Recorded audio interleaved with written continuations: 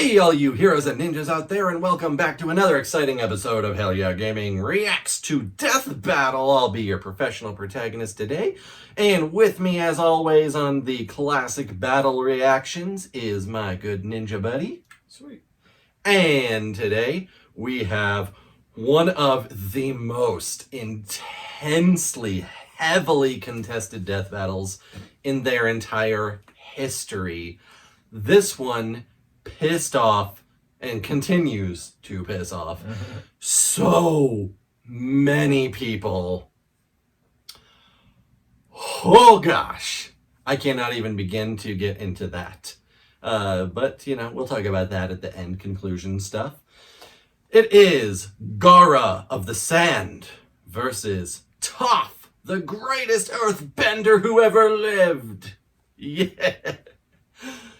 Ooh, it's common knowledge amongst people that, you know, I love anime and I love Avatar, and Avatar is my all-time favorite show, period. Sweet, what's your familiarity with these two characters? Yeah, well, of course I've watched Naruto and loved it. We talked about Naruto every week when it was coming, when it was still ongoing. And then Avatar, I watched most of it, which I need to go back and rewatch everything again. But I enjoyed it. It wasn't that I got bored with it. It was just, you know, distractions. Yeah, life happens. Yeah. But I love Toph. She's one of my favorite characters on that show. She's my second favorite character behind Zuko. But yeah, I like Gaara. At first he was, you know, psycho. Yeah, a bastard, but yeah. Gaara did have a fantastic character arc for sure. He did, yeah. I really liked his like backstory on him and how he developed as a character. So. Absolutely. So, gut feeling before we get into the actual analyses here, who do you think wins in a battle to the death?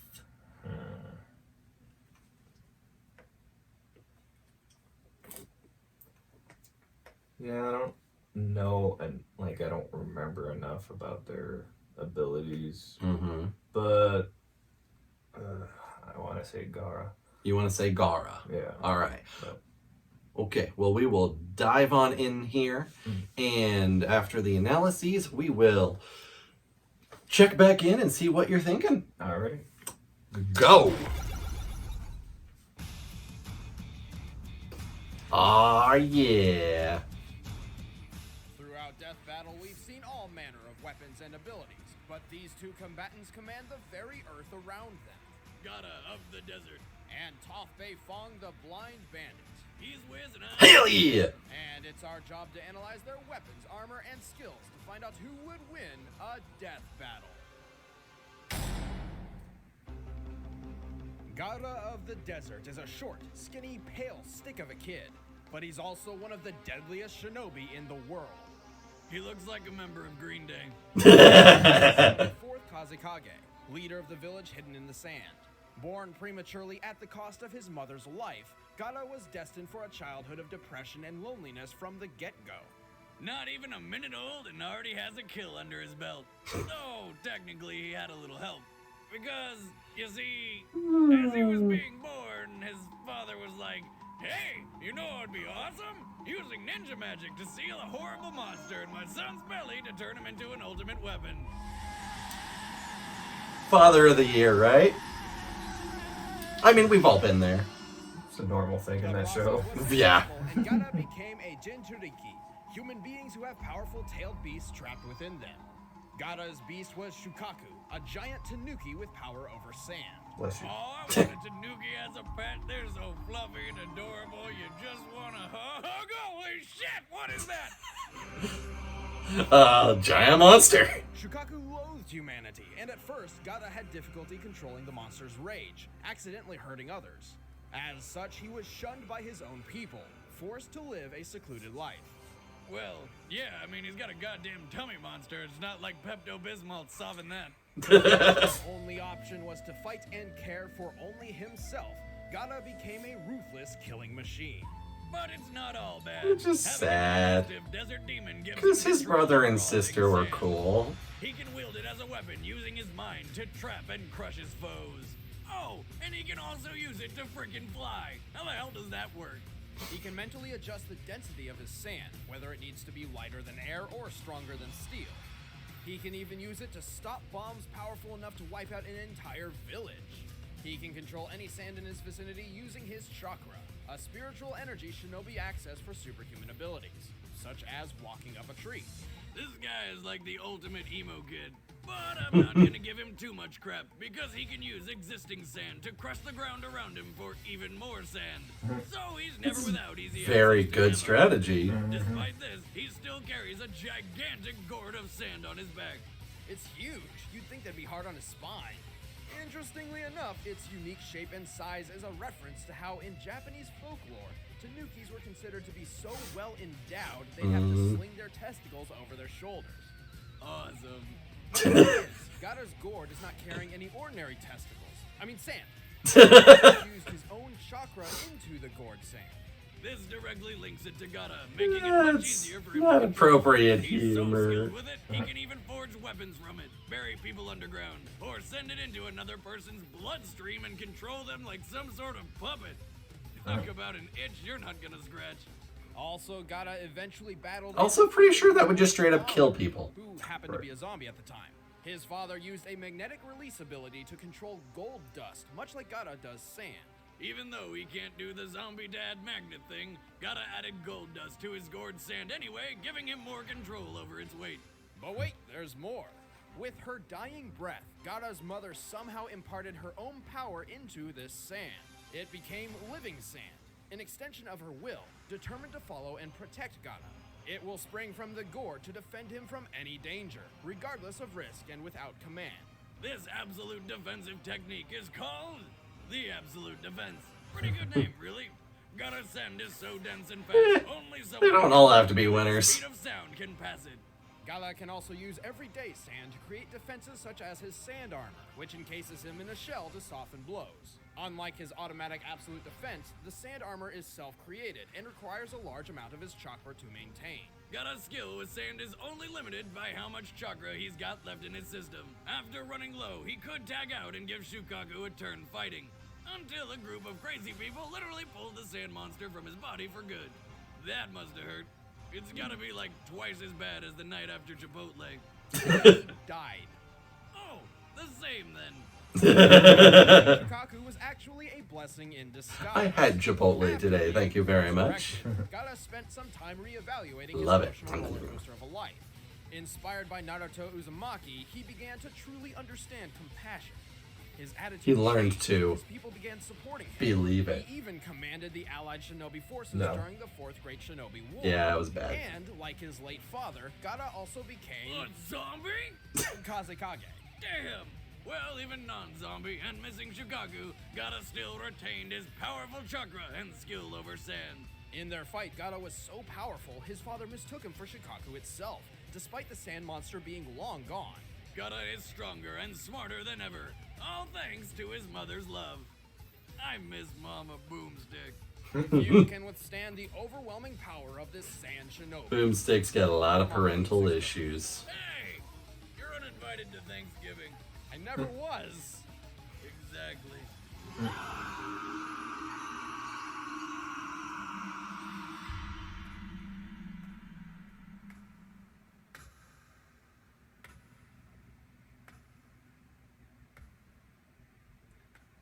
And together, those three became the major leaders of the new shinobi world. As the only child of the wealthy Beifong family, Toph was kept a secret from the rest of the world. Hidden away, she was pampered and guarded like a fragile child. Her parents were hopeful she could someday become a noble, respected member of Earth Kingdom society. But their hopes were pretty much dashed from the moment she popped out. See those faded whites? Yeah, Toph's completely blind. My daughter is blind. She is blind and tiny, helpless and fragile.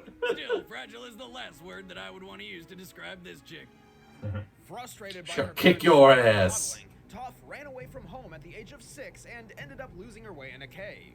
Until she was rescued by some giant badger moles.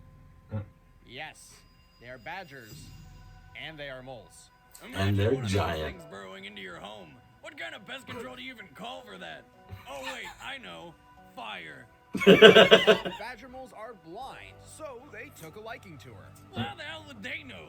And Right? of the I was craft, gonna say. the badger moles began her training in the art of earthbending. These giant varmints taught Toph how to manipulate rock and stone. Using movements similar to the Chugar praying mantis martial art, Toph can telekinetically throw, grow, shrink, and alter Earth in any conceivable way, making for some pretty down-to-earth attacks and defenses. The badger moles also taught Toph yeah. how to see. Wait, these ridiculous creatures are also masters of LASIK surgery? No, Toph does not use her eyes to see. Of course, her other senses are extremely accurate, and as a master earthbender, Toph can sense the location of Earth anywhere. Even more impressive, though, the badger moles navigate their tunnels. The using word an earthbender anywhere technique is known very as seismic important. sense, and Toph quickly picked up on this talent. It's kind of like sonar, detecting the exact location and movement of a person or object through their interaction with the ground. I feel the vibrations in the earth, and I can see where everything is. You, that tree, even those ants. She feels every movement, every footstep, every heartbeat, so precisely she can even tell if a person's lying. A woman who can always tell when I'm lying? Oh, thank you. Toph is so good at this that even her closest friends sometimes forget she's blind. Sorry. But don't worry, they're reminded. In only 6 years, And Toph she loves to completely use it mastered for her humor skill. herself. She even won the Earth Rumble 4 tournament multiple times under her stage name, the Blind Bandit. But Toph didn't stop her training with just earthbending. At first, Nah. the Earth proved difficult for her seismic sense. I feel the vibrations in the ground with my feet, but the sand is so loose and shifty, it makes everything look fuzzy. But she has since demonstrated her mastery in both sand bending and mud bending. She can also change the density of earth from sand to stone and back. And before you start making any density or hardening innuendos, she's 12. Okay. But her greatest achievement is the discovery Bad of an boomstick. all-new bending art, one thought to be impossible: metal bending. By manipulating the earthy composition within, Toph can bend nearly And all she any type needs of is an metal electric just as guitar. well as stone. The exception being highly purified metals such as platinum. Toph quickly mastered metal bending and went on to teach it to others. She eventually even founded and led a metal bending police force. And that's after conquering Earth Rumble 4, holding up a building the size of a castle, defeating an entire army almost single-handedly, and dueling King Boomy to a standstill. And that guy's conquered an entire hostile city by himself. Even in her old age, Toph was capable of going one-on-one with a new avatar, and her seismic sense could locate people across the world. She knows when I've lied and where I've been.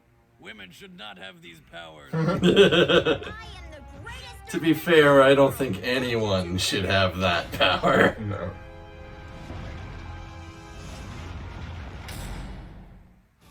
All right, the combatants. Let's end this debate once and for all. It's time for a death battle! All right, here we are. What are you thinking, man? Another tough battle.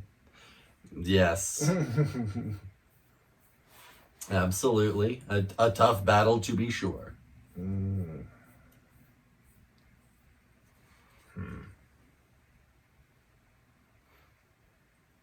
Many factors to consider. Yeah. So walk me through what's going through your brain at this moment. Thinking of like Toph's like metal bending and Mm-hmm. if there's metal around anyway. Well, Gaara infused his sand with gold dust. That's true. So yes, there's gonna be metal around. Mm-hmm. And then he has his ginger, the demon thing. Well, no, that was removed, so he doesn't So have. it doesn't have it in Yeah, his he battle. doesn't have Shikaku. Okay. they take the characters at their most powerful and their most iconic. And by the end of Naruto, when he was at his most powerful, he had long since no longer had Shikaku. Right. But he still stopped a meteor. Yes, he did, in fact. He was involved in doing so. Yeah. There were that was a joint effort. Yeah. Jeez. Right? So here's how I look at it. In terms of sheer overwhelming power, Gaara has that. He's also a lot more limited in that he only does sand. Right. And only as long as his chakra can last. Right. Toph can manipulate any form of earth and most metals. Yeah. Without limit, no energy required. That's true. Gaara can convert rock to sand, but he does it by smashing it with his sand. Right. Toph can convert sand to rock at will, basically. Right. Essentially at will. Yeah. So, probably Toph. And Toph's seismic sense is a giant factor. Right. Knowing where he is at all Mhm. times. So but since he can fly with his sand, do you think that would basically make him invisible to her? It could. See, there's a lot of factors that could Mhm. come in to play. Yeah. There was a something I mentioned earlier. It was like there was an important phrasing and wording that you wanted to keep in mind. I'll probably go Toph. You go Toph. Yeah. Okay. Well, right now you've got 3 wins out of however many we've done. Mostly losses, but you're starting to pick things back up. So, Probably luck, but let's hope that this goes well for you. Obviously, I already know what's going to happen here, but cheater. No, just kidding. cheater. Yeah, I love this one. I do. I think the way that they start the fight is kind of dumb, but whatever. What? It's not always all about that. So Yeah. let's see the fight of Earth. Boom.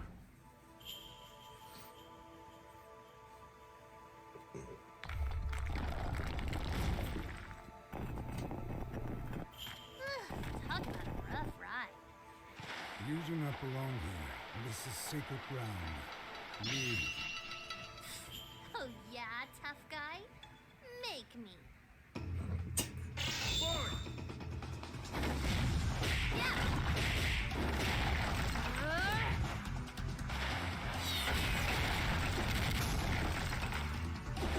That's some strong sand.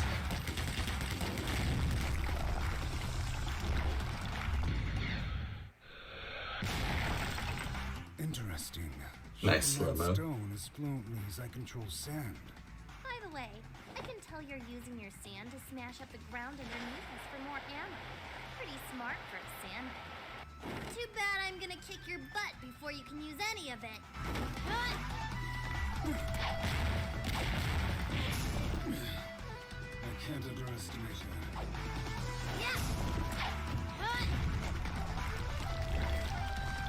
I need time. Ah. Whoa! Remember that from the tuning exams. I'm not ready to be a shish kebab just yet.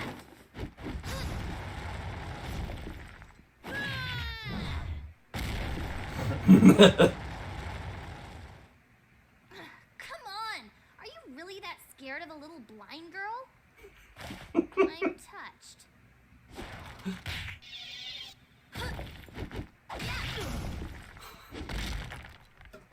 Your eyes. Those are not the eyes of loneliness. like mine. They are blank. Impressive insight, Gloomsville. I'm digging the whole wearing sand thing, though. That's new. Really, he's trying to get all philosophical on her, like anime. She's just like, whatever. No fair! You need your arms to control the earth. I will remove them.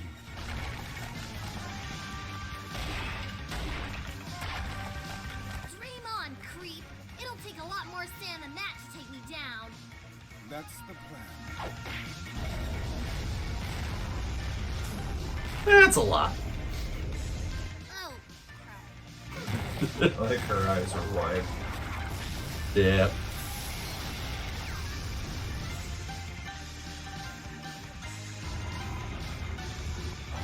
Sand coffin.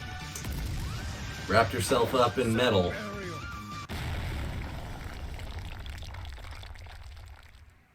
It is done.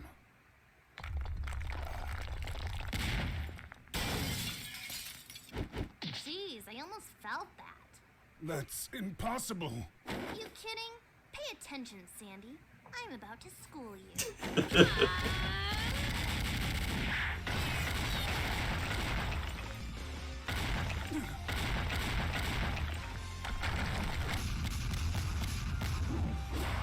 Oh.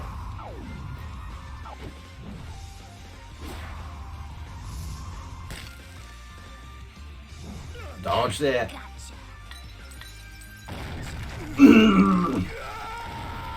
Clothesline.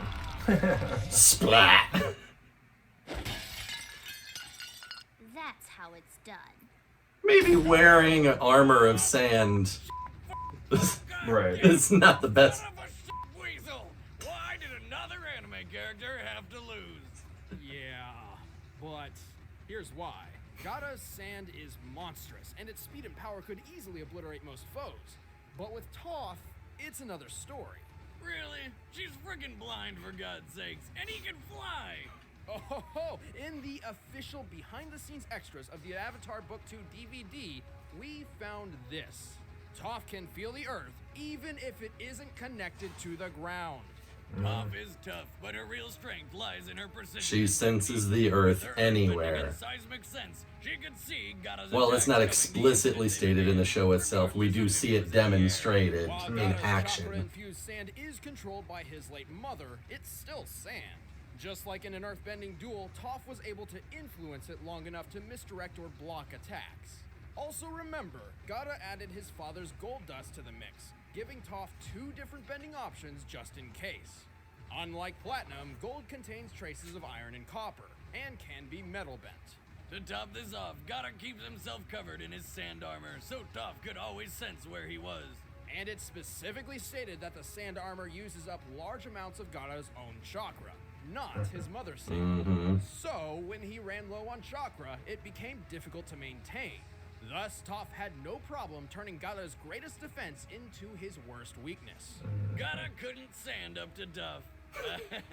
I know you're floored. I really ground that one in, didn't I? What can I say? It's my earthly delight. So bad. The winner is It Toph. kept going. No need to gravel about it. Can't we just bury the hatchet? I'm out. I'm out. All right. Woo, what can I say? That death battle rocked.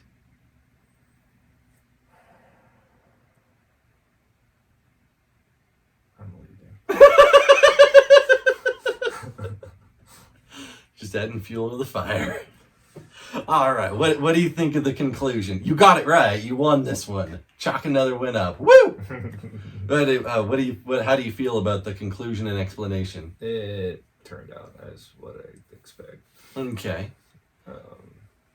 After, seeing all the facts and everything. Mm-hmm.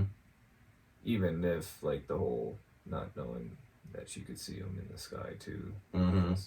But still, he had sand armor. Right. So, like, what? Ugh. Against anyone else, very good defense. Right. Against Toph, Yeah. not good situation at all. Right. For sure, for sure. So, one of the most heavily debated, contested death battles ever. Naruto fans come out in droves to defend Gaara in this, stating that his sheer speed and power should overwhelm Toph. And I can kind of see where they're going with like late Naruto type stuff. Yeah. Where we have Naruto and Sasuke dodging point blank light speed attacks that are explicitly stated to be lasers moving at light speed. Right. My issue with that is that Gaara never does something like that. No. And while he fights alongside people who do, at that point he's not shown to scale at the same level, and his own abilities are very much he's a zoner, to use, like fighting game terms. Like he's not personally up in there doing the stuff himself. He is controlling a larger environment from afar. Right. And that's not going to work here. No. Though that's why I think that defense for Gaara doesn't work. No. In my humble opinion, I don't have hard numbers for anything, but you know what? I'm not putting in the work for that either. So, do it.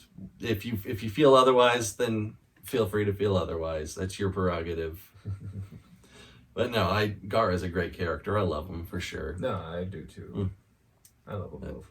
Toph is just, love her so much. She's absolute best. Oh. And that finisher, yikes. It's a bit of a karmic finisher, though, considering in his earlier Psycho days, his favorite way of killing people, if you recall, was to compress them in a coffin of sand until they squish. Right. And that's essentially what just happened here. Retribution. Karma's a bitch. Yep. Squished in his own coffin. Eey. There's two more Avatar death battles. Aang versus Edward Elric, and Zuko versus Todoroki from My Hero. Interesting. Yeah. So eventually those will come up. They're decent middle of the road, all right ones, I think. I love this one. A lot of people hate it. I like it. Yeah. I don't, but Mm-hmm. everyone's a critic, I guess. Well, I mean, that statement is inherently true. Mm-hmm. All right. Well, how would you rate this one? No. Another 9. We got 3 9s in a row. Yeah. Damn. I would agree. I think it certainly works. Yeah, they got the emotion from each character and all that action. It was really good. And animation was good. Yeah. I enjoyed it. Definitely. Hey, the next one is a really special one. Next time is the very, very, very first death battle they ever did was Samus versus Boba Fett. Galactic bounty hunters. Yeah. Their very first episode, however, was... So this was like them remaking it. Okay. Because the way that they did it before was they gave the rundown of each one like they were doing like a WWE fighter kind of style. Yeah. And then they had the two battle with life bars on top. And then at the end of the person who won, they went over like flashback commentary style rather than analysis kind of thing. So this next one is a remaster remake where they took their very first battle and did it in the modern style with 3D animation and actually like did it as analysis and whatnot rather than like wrestling commentary. Right. Interesting. Also, back then, Wiz and Boomstick basically had the same personality. So, much better off here. Yeah. It's an important and exciting one, and I'm eager to see how you feel about it because it's some of the best of their earlier 3D animation. Nice. But in the meantime, Toph versus Gaara. I can't think of another Earth pun. I'm sorry. I've failed us all. So I'll just leave us off by saying that it was fantastic, and it deserves itself a great big hell yeah!